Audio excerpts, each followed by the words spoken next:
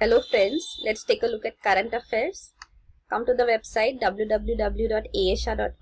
Current affairs is uploaded here daily by us. Going to the month of September. Taking a look at current affairs for 1st September 2016. The news items. The first news item here related to polity section, judiciary gave its ruling. This is regarding the Singur land, the land which had been given to Tatas for setting up the nano plant by West Bengal government, and now the Supreme Court order asks West Bengal government to return this land back to the farmers. This was during the CPI rule. Right now they are no longer in power, and presently Mamata Banerjee, the present chief minister, who had also agitated against this, is the chief minister, and she calls this her victory. So this is Singur, the region here in West Bengal, up here, if you can look at it.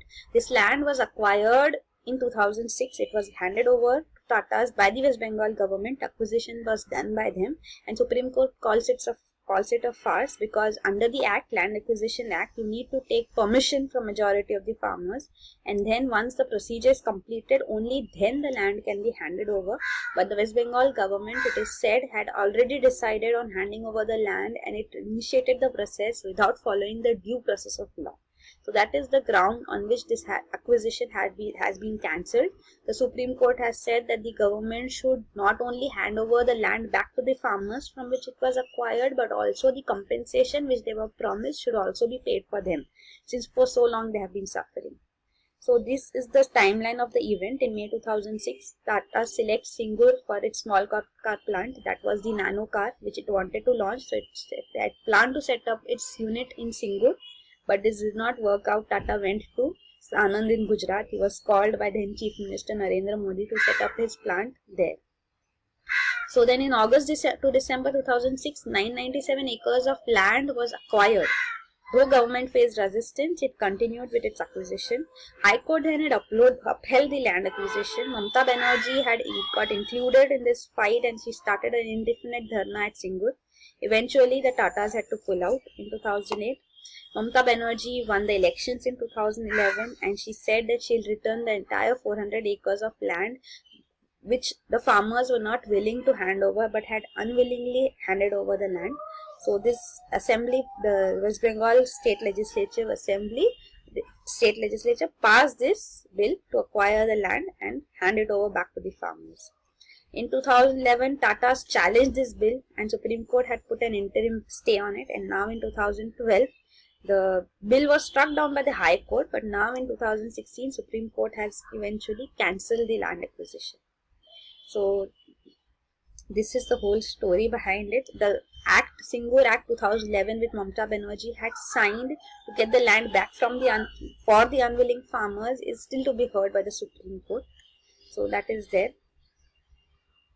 Then even the former CPIM chief minister, under whose regime this had taken place, they say that this will create panic among investors, no good would come to Bengal. But that is not the case. There was a lot of resistance to this. Mamata Banerjee calls this her vindication. So this is the story. So what we come across here is that the agricultural land under emergency clause for industrial projects of private companies was acquired by the land. So this is allowed, but what they did was they started this process even initially without even following the process which was included under the Land Acquisition Act. So that was the major clause. The Supreme Court also agreed that this project would bring in a lot of employment and investments in West Bengal, but still if the process required was not followed, then this cannot be upheld. Then the next article. So you can look at the important parts. We see Tata shifted base to Sanand in Gujarat.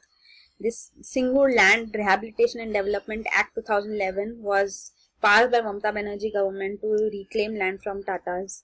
The Supreme Court says that the proper procedures land as required under the Land Acquisition Act was not followed by the state government. So that is the basic idea.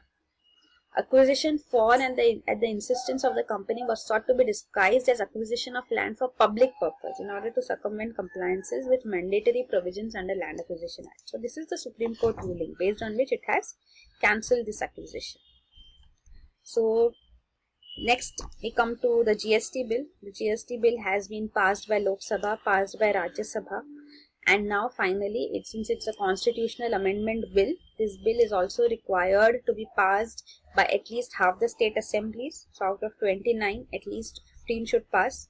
The Goa Assembly became the 15th state to pass this bill, paving the way for its quick enactation. That is, now the bill being passed, it has to go to the president. Once the president gives his assent and the bill is notified, it becomes an act. So this is the idea. Goa is a state which is more service oriented and not having a manufacturing it's not a manufacturing state, so there were some apprehensions that Goa would suffer, but since it's a goods and services tax bill, so it was also said that the state will benefit from the services it provides. It's a consumption destination too, so it would benefit from those aspects also. Tourism is one aspect, the service provided by Goa. Next, we come to infrastructure related news. This was about industrial area in Aranmula. Aranmula is in Kerala. The LDF government in Kerala had done a poll promise that it would cancel the notification for declaring Aranmula as an industrial area. It was done by themselves, but after seeing the resistance, they had declared that they would cancel this notification, and now after coming to power, they are fulfilling this and they are withdrawing the in-principle clearance granted in 2010 by its own government for the airport project. Aranmula is actually called a heritage village, so it would result in affecting the region. So on those grounds, there were huge protests, and the leadership was given by this renowned poet from Kerala, Sugatha Kumari. So finally, this anti-airport project, the protesters have won and the government has cancelled this notification. Next news is on environment. It's about Gangetic dolphins. They're also called Susu. The Union Water Resources Minister Uma Bharti says that Gangetic dolphins are becoming blind. And they have become blind actually because of pollution. The genus Platanista gangetica. This is the biological name of the Gangetic dolphins. So these river dolphins are blind. That's a fact. They side swim and they are an endangered species in India. But calling them blind due to pollution is contested. Many environmentalists say that it is not just the pollution which has made them lose their eyesight, but Gangetic dolphins have been evolutionarily lost their eyesight due to adaptation to the muddy waters of the river. So that's the reason behind them. That has happened years ago. It's around. So though pollution is affecting the living of these dolphins, they are being endangered, but it's not due to pollution that they have lost their eyesight. That's an evolutionary process. They navigate through sonar, echolocation or sonar. So they do navigate by those means, if not eyesight. But there are, even the environmentalists say that dam over the Ganga and Brahmaputra river, overfishing in these rivers, industrial effluents being put into these rivers has made the survival of this mammal difficult, but it's not the loss of eyesight due to this. Then the next news is about FAME scheme, faster adoption and manufacturing of hybrid and electric vehicles.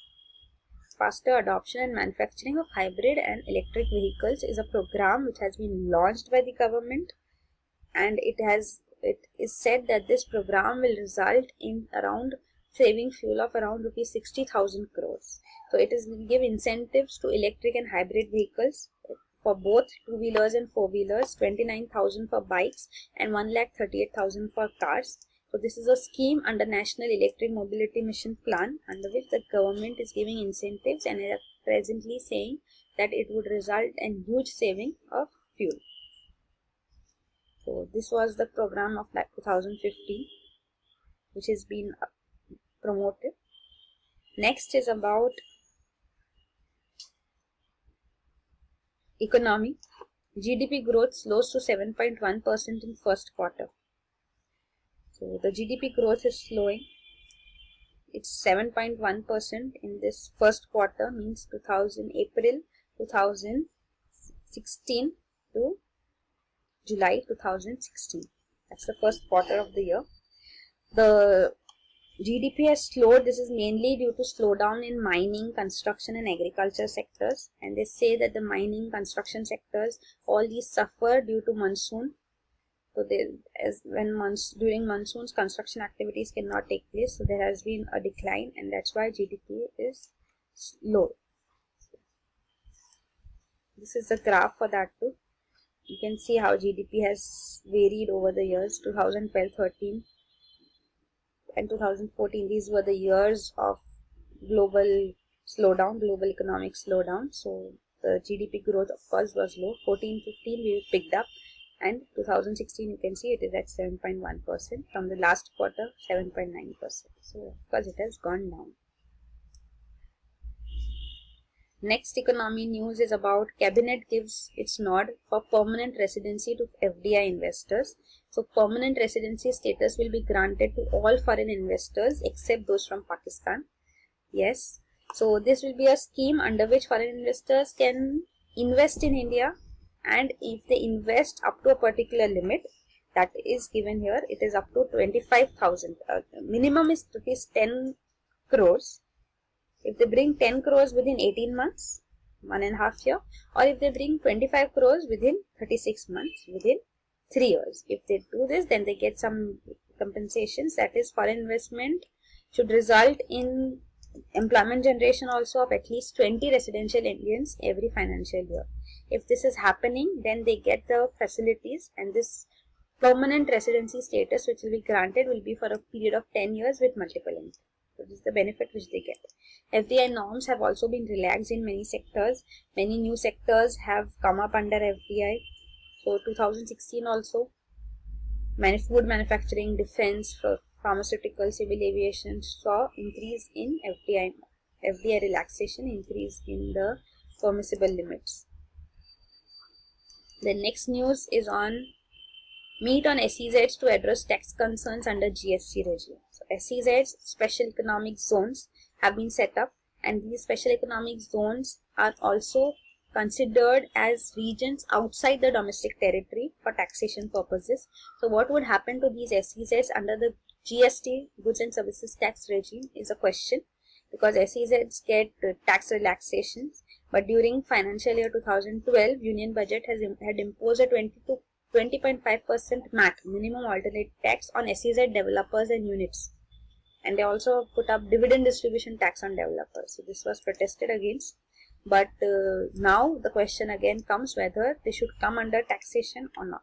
So there are around 329 notified SEZs, of which 204 are operational presently.